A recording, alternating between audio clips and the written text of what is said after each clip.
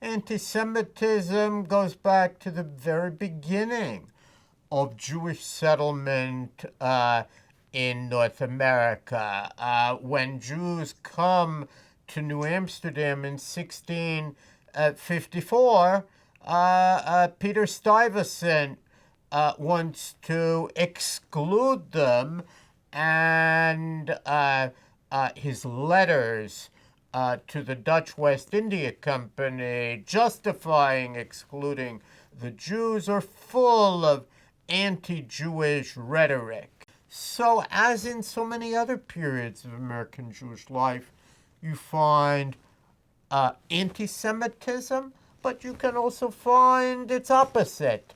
And there's real ambivalence and complexity in the relationship of Jews and their neighbors.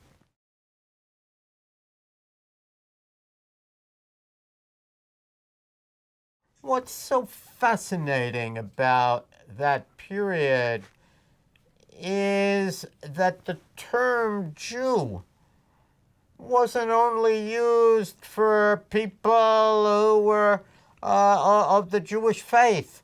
In a way, all speculators and smugglers and cheats, and any war has that, were all characterized as Jews by Grant and lots of others.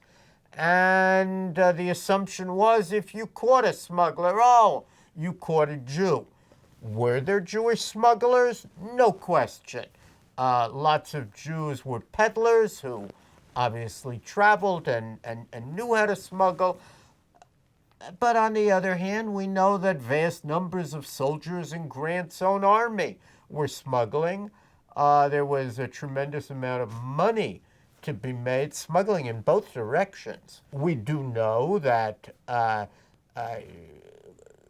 Grant discovered that his own father was engaged in a smuggling project with the Mack brothers of Cincinnati. And, there he had caught a Jew operating with his own father. The father would get a cut if they could move the cotton. His father would get a cut if they could move the cotton east. It is worth remembering also that lots of Jews were in the clothing trade. Many of them have even gotten contracts from the military to create clothing, and clothing depended upon cotton. So they had a good business reason for wanting some of this cotton, even though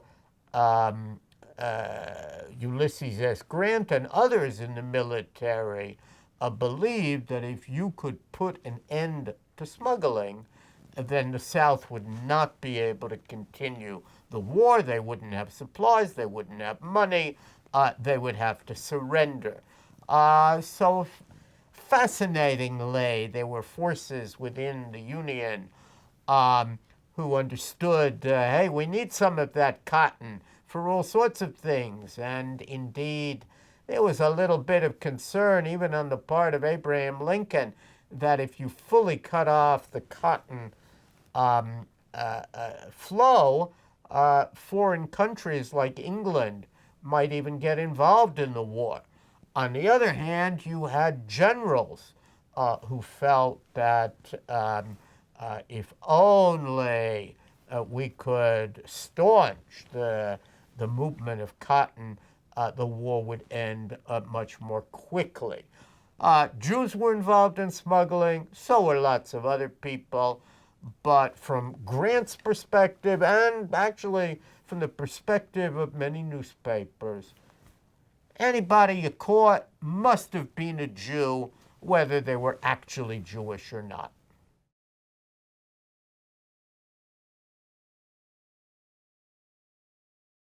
Grant's General Order number 11 covers the territory that the Army of the Tennessee had captured.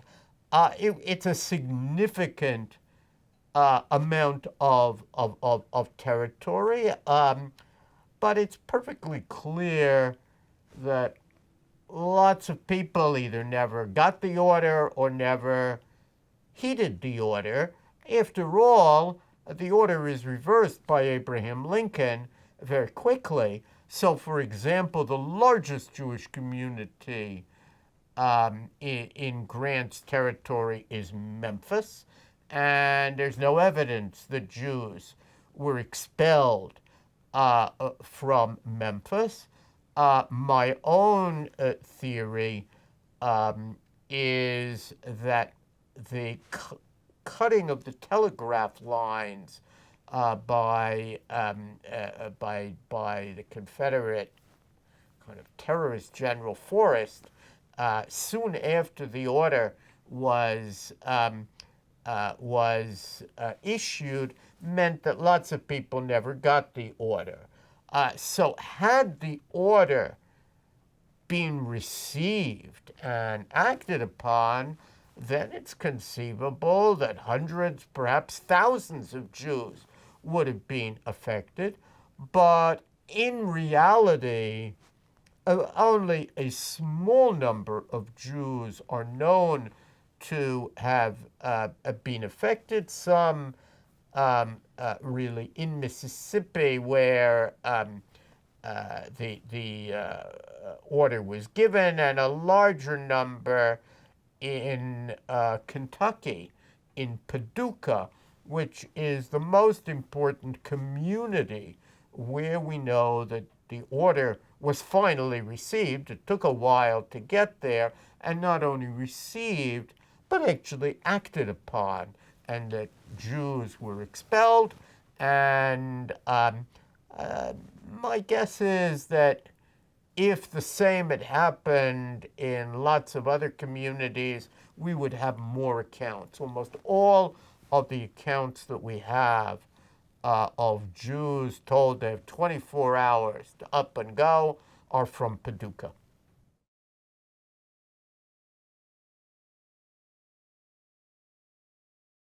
You ask yourself, what would I do if somebody suddenly ordered me out? And they felt that the order was truly against the principles for which they were fighting. Caesar Casco was a supporter of the Union. He'd actually helped to recruit troops for the Union.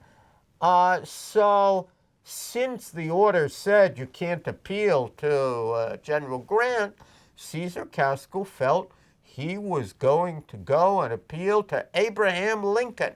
He was going to go to the top. But on the way, he had the presence of mind to inform the press. And everywhere he went, almost like a little Paul Revere in the Civil War, he spreads news of General Orders number 11, and it's picked up by the Associated Press. The Associated Press wire. It plays an important role in spreading news during the Civil War, and that's how the order comes to the attention of Jews across the country and lots of other people. They eventually read about it, thanks to Caesar Casco. It's the end of December when the news finally becomes known about the order, and suddenly we see rabbis from across the country really converging on Washington.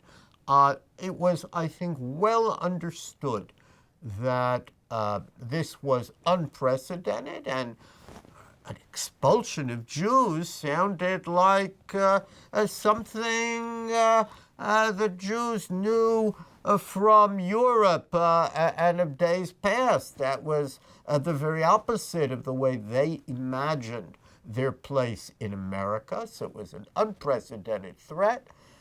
But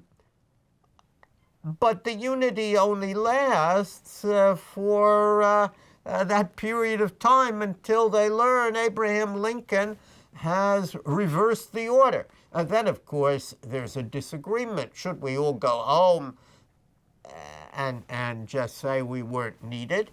Or should we go on to Washington? And most of them do go on to Washington and say, well, we'll thank Abraham Lincoln for doing this. And Lincoln, amidst a war, does make time to meet with the rabbis and to articulate, according to the great Reform Rabbi Isaac Mayer Wise, his sense of how orders like that, sweeping orders directed against the class, are not what he wants to hear. And then it's clear the threat has passed, and some of the disagreements, whether they were religious or political, return, and things go back. But I think that there is no previous crisis in the history of the American Jewish community that seemed quite so threatening as this expulsion of Jews from a significant swath of the United States. And I think even now people are very surprised to hear that there was a moment when an American hero expelled Jews from his war zone, regardless of the reason. It just doesn't sound like the way America is supposed to operate.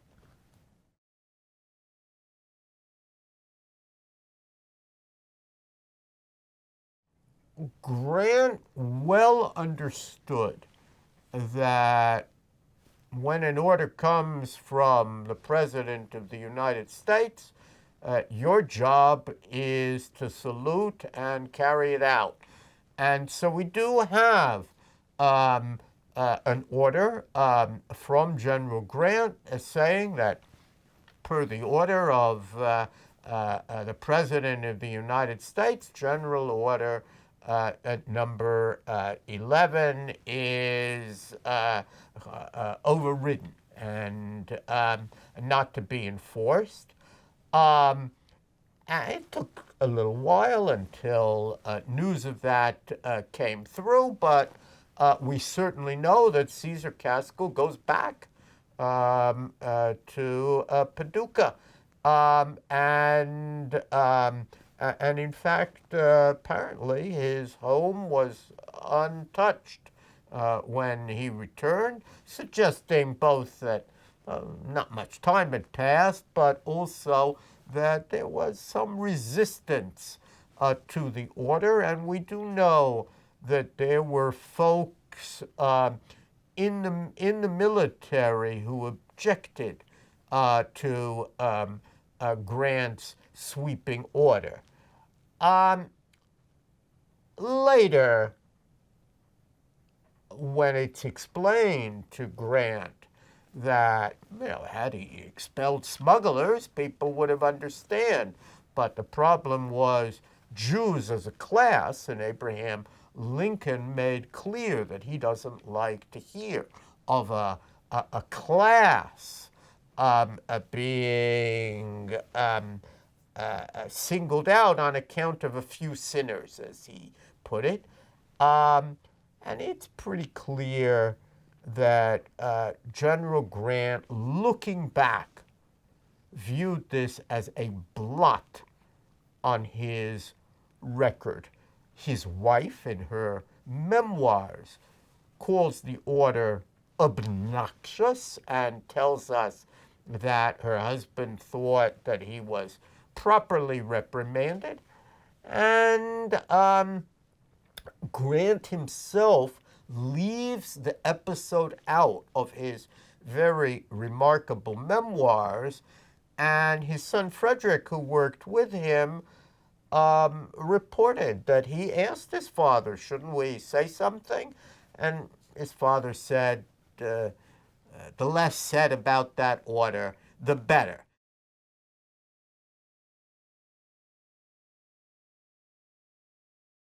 In wartime, mistakes are made, and you live with them, and great generals can make mistakes that they live with.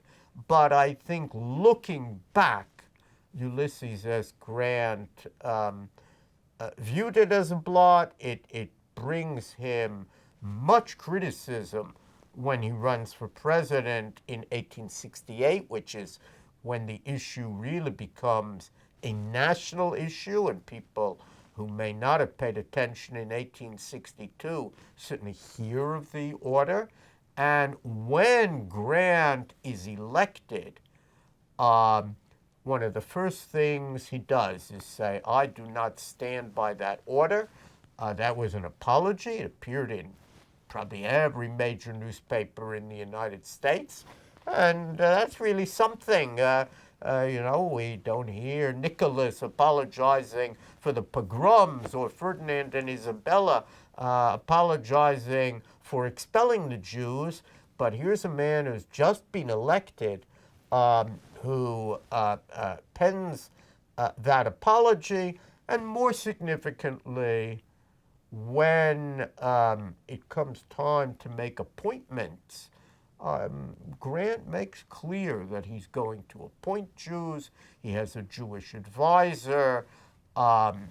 He appoints more Jews than any of his predecessors, maybe all of them put together, and is clearly especially sensitive on matters of a Jewish interest, and that sensitivity lasts to the very end of his life. He speaks out against the attacks on Jews in 1881, soon before his own death. So there is a real sense that Grant repented of the order, and later viewed it as a mistake and as a blot on what was otherwise a much better record in terms of human rights. Grant, really long before other people do, views Jews as insiders in America. He tries to appoint the first Jewish cabinet member. That is, he's willing to appoint a Jewish treasury secretary, but he's turned down. That's just, he's willing to appoint the first Jewish cabinet secretary, his friend Joseph Seligman, but Seligman turns the job down. But again, this is decades before we're going to see the real first cabinet member appointed by Teddy Roosevelt. And in other ways, he does things that others will not. For example, when Jews are persecuted in Romania, rather than saying that's an internal matter, we're not going to get involved, Grant is willing to actually appoint a Jewish consul to Romania with the full knowledge that that consul is going to work to aid the persecuted Jews in that country, which he in fact does. Peixoto. So no episode like that had occurred prior to Grant's presidency. And there are people at the time who feel that Grant is doing this because he had been so criticized for his treatment of Jews during the Civil War. He wants to prove that he's learned his lesson.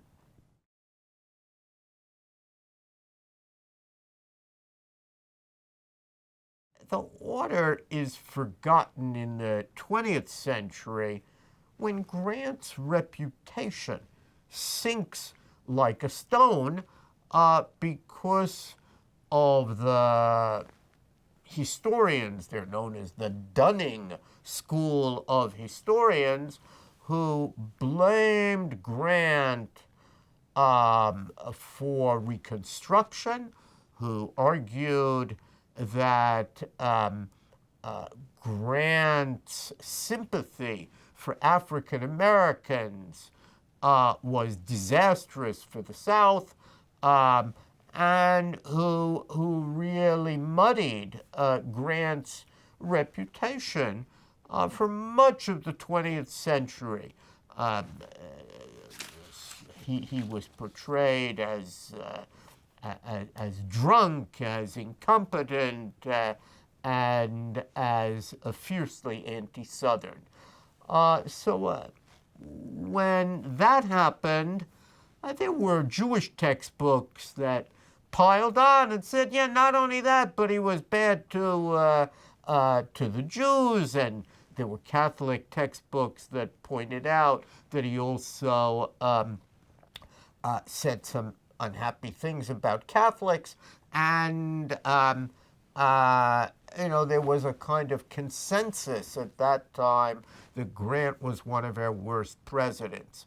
It's only in recent decades that the record has been reevaluated, and people say this man was way ahead of his time in his sympathy for African Americans, in his broad sense of what America was.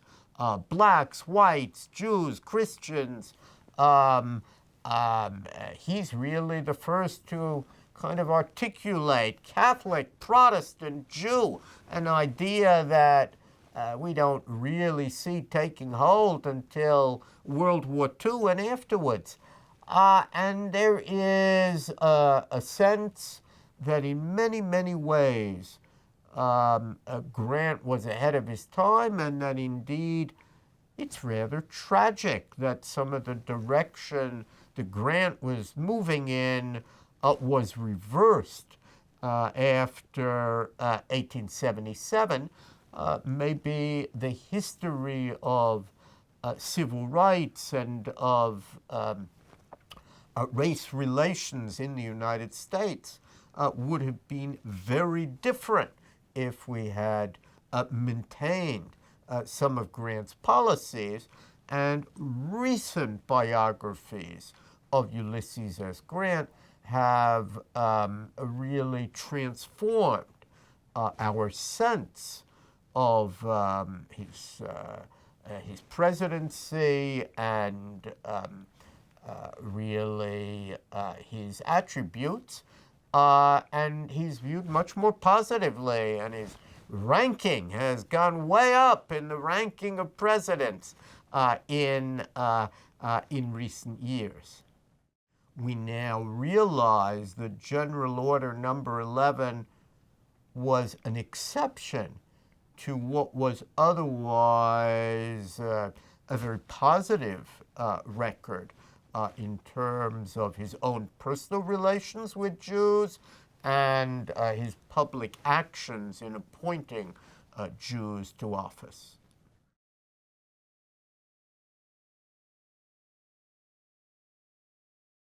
The very word anti-Semitism was a newly created word in the late 1870s, and it was created to reflect the idea that Jews were somehow inferior because the Semitic race, which in racial theory Jews came from, was inferior to Teutonic race or the Anglo-Saxon race. And suddenly there's a great deal of attention paid to blood, meaning that Jews, because of Jewish blood, were somehow inferior. And beginning in the late 1870s, just when Jim Crow legislation begins against blacks, we see the beginning of Jews being kept out of hotels, and even of Coney Island bans Jews. And then there were various clubs and schools. And the condition of Jews in the United States declines, beginning in the late 1870s. And that decline has everything to do with a changing America, a sense of fear, and a new racialism which is going to elevate those Anglo-Saxons and Teutons and consider people of other races, I use race in quote, not just African Americans, but Jews, and actually they spoke of the Irish race and the Italian race. And all of those were not only deemed to be inferior, but somehow threatening to the American way of life. And of course, these immigrants were coming in large numbers to America's shores, and the sense was they were going to change the country. Many of the folks who considered Jews inferior wanted to keep immigrants out. So that's the background, and we see increasing anti-Semitism as we move into the 20th century.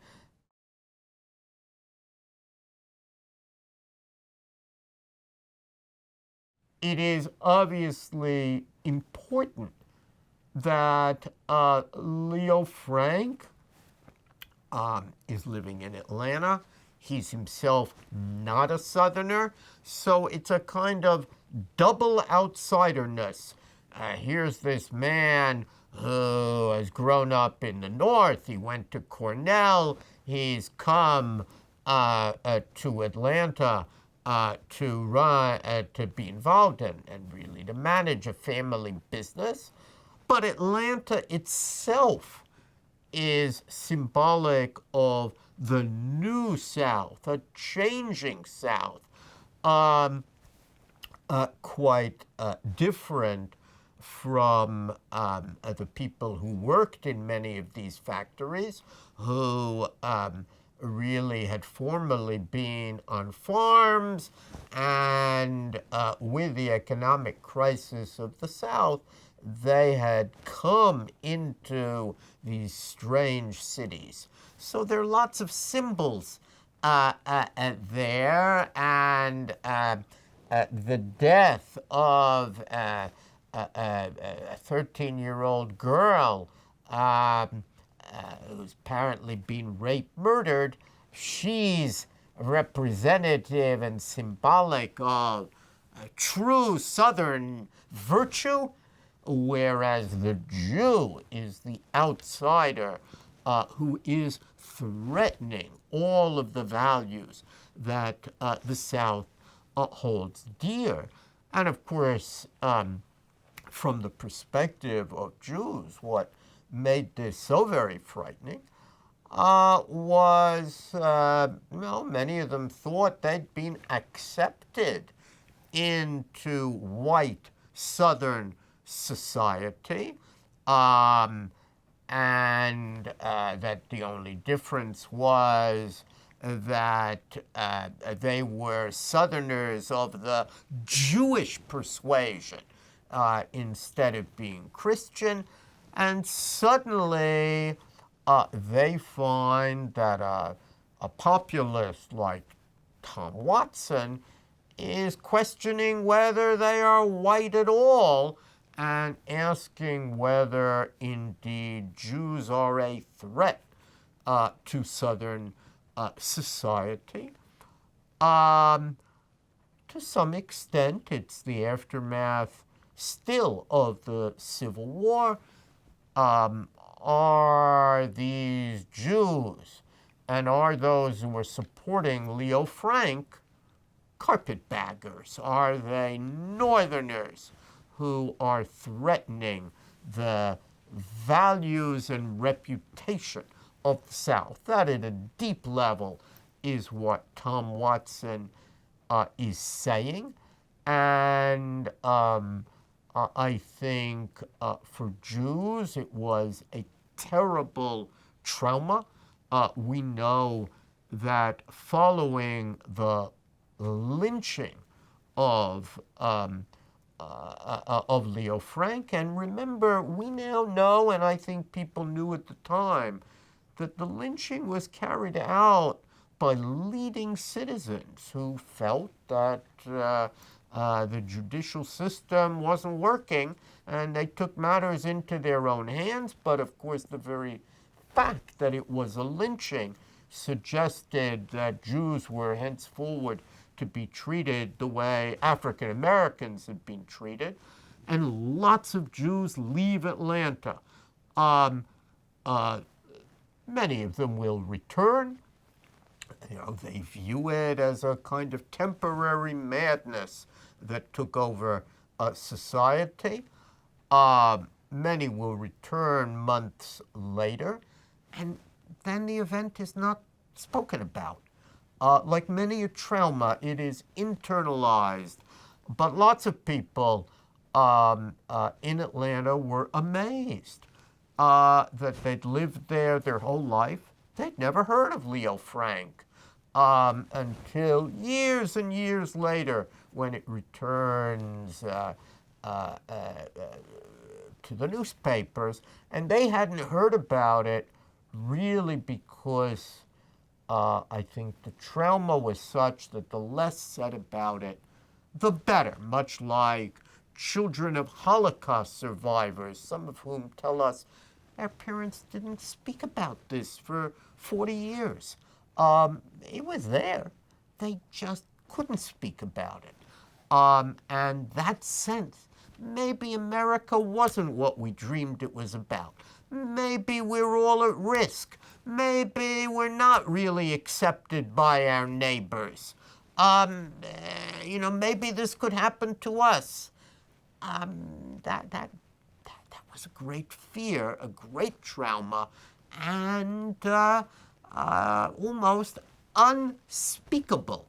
And they hid it deep inside until much, much later, when, of course, what Jews had said all along turned out to be true, and that was that Leo Frank was innocent, that the custodian had committed the crime.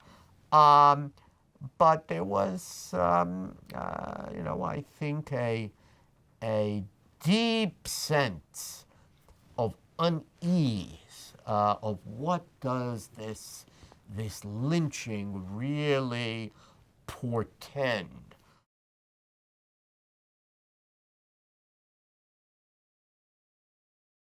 Of course, for people who did not live in the South, for Jews, at some level it suggested the South was a very different kind of a place. And many Jewish immigrants did not go to the South. Percentage-wise, it's the East Coast cities that rise.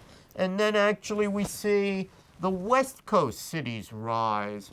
But it's long after World War II before we begin to see Jews moving to the South in significant numbers in Florida and to some other southern cities. But for a long time, really, half a century after Leo Frank's lynching, there is a sense that there's America and then there's the South. And, they sounded a little different in the South, and lots of Jews in the North didn't quite feel comfortable going to the South. The memory of the Leo Frank lynching lasts when Northern Jews, especially young students and lawyers, go south to fight for civil rights. And in the 50s, then in the 60s, there are folks in the South who well remember Leo Frank and are very nervous.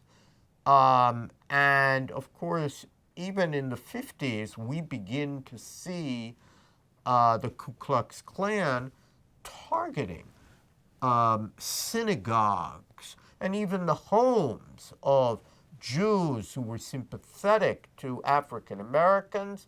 Once again, as a statement, you're not really Southern, and if you don't toe the line, your lives are in danger.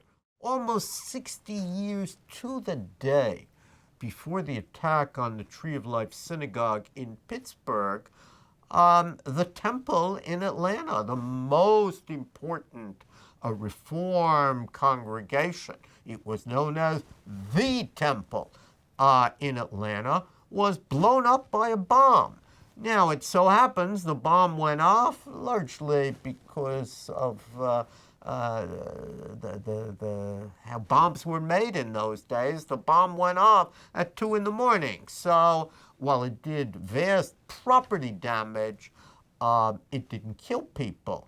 But had that same bomb gone off at 10 in the morning, on a Sunday morning when that building would have been filled with people, that would be remembered as the most devastating attack on the Jewish community in American history. So there are echoes of Leo Frank later in the South, and there are still folks who are descendants of those who lynched Leo Frank, who can't quite come to terms with the fact that a crime really was committed and that Leo Frank was innocent.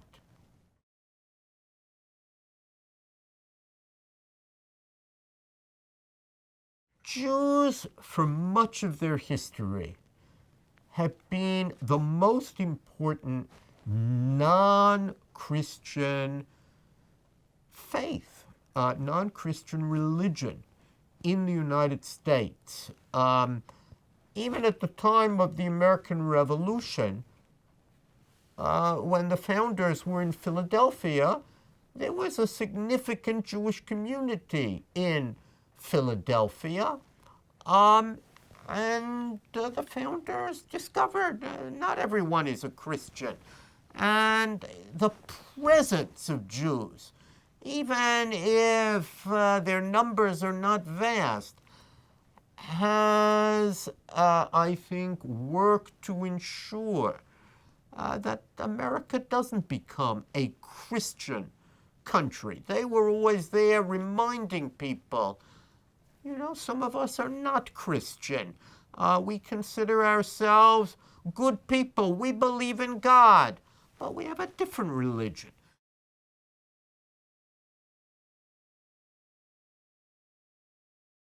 You had Thomas Jefferson's remarkable ideas, way ahead of their time, concerning religious freedom. Making statements that doesn't matter, you believe in one God or 20 gods, everybody should have total religious freedom. And those ideas, I think, are brought to the surface when we see Jews opposing efforts to Christianize America and to obliterate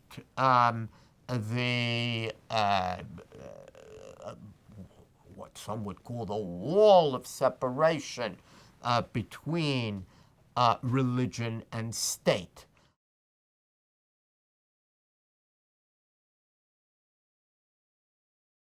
Jews, I think, have played a much bigger role in promoting religious liberty in this country than generally recognized, simply because they are the outsiders, always kind of testing and testing limits and opposing rules that render them second-class citizens, or potentially render them second-class citizens. And many Jews came to the United States from countries where they were second-class citizens, where they were persecuted, prevented from attending schools, or prevented from entering occupations because they were Jewish, and they were quite determined that America should be different. Like so much of America, that's aspirational. That's like liberty and justice for all. Only in America do Jews have all of these rights and liberties and the like. And the aspiration of Jews is for complete equality.